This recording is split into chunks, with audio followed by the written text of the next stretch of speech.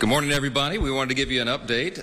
It's a very positive one. As you know, you've been following this for the last many months. We've had a lot of very deliberative conversation and deliberation amongst members. Everyone's been involved on the House side and on the Senate side as well. We had some of those deliberations as recently as last night, and it's very productive. And I'm happy to tell you that this morning I believe we had the votes to finally adopt the budget resolution so we can move forward on President Trump's very important agenda for the American people. This process has required a lot of close consultation between the White House and the Senate. And all of that has been necessary because we want to make sure that we are delivering on our shared goals in the budget reconciliation process. Our big, beautiful bill has to reflect all of that, and so it is big, and it involves a lot of areas of policy, and so it requires a lot of close coordination. Our two chambers are directly aligned also on a very important principle, and that is the principle of fiscal responsibility. We are the party that delivers and ensures that.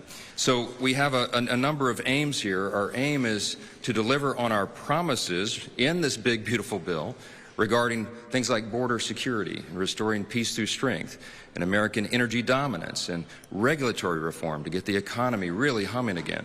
And of course also tax relief, tax reductions. We have to make the tax cuts permanent, and that's all involved and enveloped in this big effort, and all the other promises and priorities we made.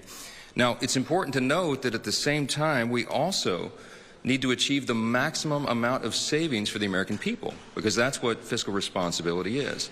And we even want to start reducing the deficit.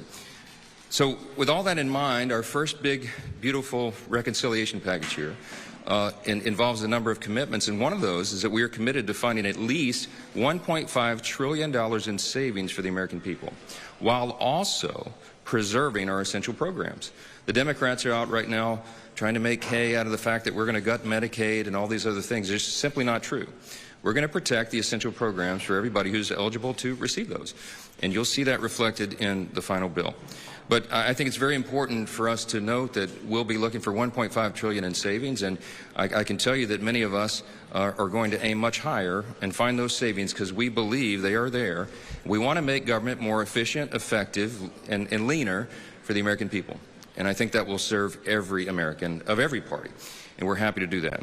This morning, we'll take the next big step in that process, and I just want to say I'm very happy to have our partners in the Senate working so closely with us as one team, one unified team, which is very important for us to deliver on all these objectives. And I can't tell you how much I thank Senate Majority Leader Thune for his principled, steady leadership and his resolve through this entire process, and I'm delighted to yield the podium to him next. Thank you.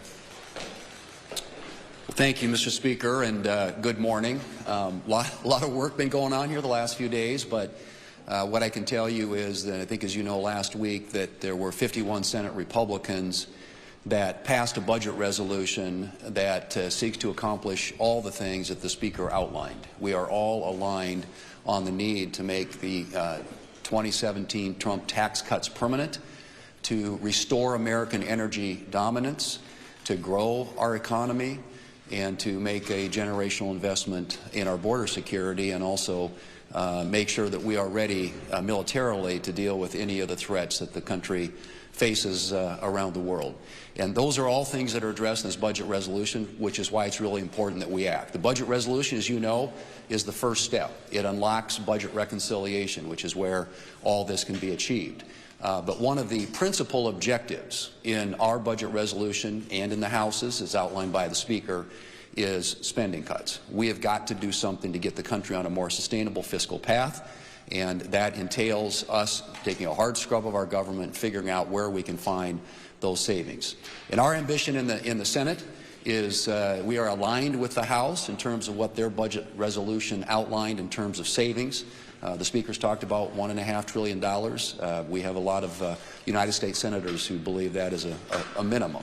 And we're certainly going to do everything we can to be as aggressive as possible to see that we are serious about the matter, not only of making our federal government more fiscally sustainable, but also deficit reduction, which is critical to a lot of our members in the Senate, and I know to his members in the House. So we're ready to move forward. I'm hoping that the Speaker and his team and his House colleagues can succeed today, get the budget resolution passed, and that will set us up for the next step in this process, which enables us to achieve all the things on President Trump's agenda, including those I just outlined. But absolutely essential that we work really, really hard to see what we can do to make government smaller, more efficient, and more accountable to the American taxpayer. Thank you. Thanks so much. Thanks.